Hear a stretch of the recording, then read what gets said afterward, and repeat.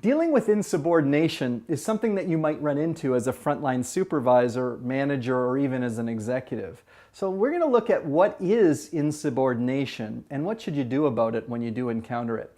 Insubordination can be defined really in two different ways. Number one is it can be a work refusal. That is, you ask me to do something as the boss and I either don't do it, or, and by the way, I could refuse to your face. In other words, there's no way in heck I'm going to go ahead and do that.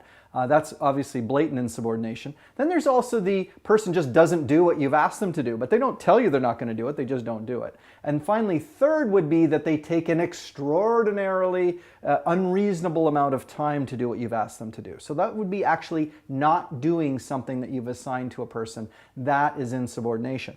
The second type of insubordination, though, isn't so much a work refusal, it's the disrespectful conduct. So if you have an employee that tells their boss to go to heck, or worse, curses and swears, is disrespectful to the leader, that is also insubordination. Now, if that happens, okay, a couple things need to happen. First of all, if you as a leader just put up with it or condone it, it's probably going to get worse and worse over time. So you're going to have to actually step up and be very direct to the person and say, I've asked you or I assigned you a work task, or when you speak to me like that, that is insubordination. That is unacceptable conduct. So you have a choice right now. You can apologize, you can reform your behavior, or this is going to become a disciplinary situation. Right? Leaders do not have to put up with that kind of conduct from their teams.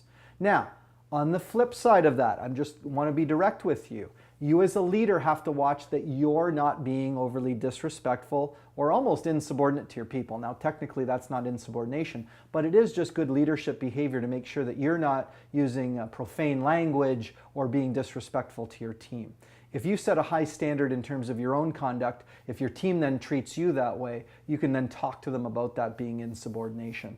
The problem if you never say anything about insubordinate behavior is it starts to set the standard in your team, and different people will just not do what you've asked them to do. And then what you'll do is you'll take that job assignment and give it to somebody else who's more cooperative. And meanwhile, that person says, see, I don't have to do the same work as other people. So insubordination is not something you want to tolerate as a leader. And of course, like any disciplinary situation, you're going to need to go and talk to human resources to get them on side, or to your manager. And again, if they just say, oh, maybe that's just the person being themselves, just say, hey, I'm just sick of it. I'm sick of that behavior. It needs to change. I want to confront it. I want to correct it, and I want to change it. Now remember, your job as a leader is not to be a chief punisher. Your job is to correct behaviors, to get people to meet your expectations. So where possible, don't go accusational. Don't start yelling and screaming at the person. Stay calm, right? Because you're talking to them about their behavior. You don't want to make sure your behavior's, setting the standard. So stay calm, discuss it with them. Say, hey, I can't have you refuse to do the work that I've assigned you. I can't have you talk to me or others disrespectfully. So what I need you to do is to be the great employee I know you can be and meet the expectations from a behavior standpoint.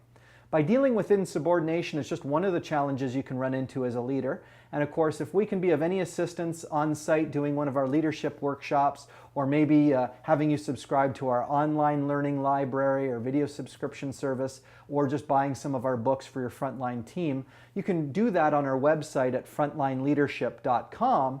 And if you want to join in with other like-minded supervisors, managers, and executives, you could sign up on our Facebook page, which is Frontline Leader.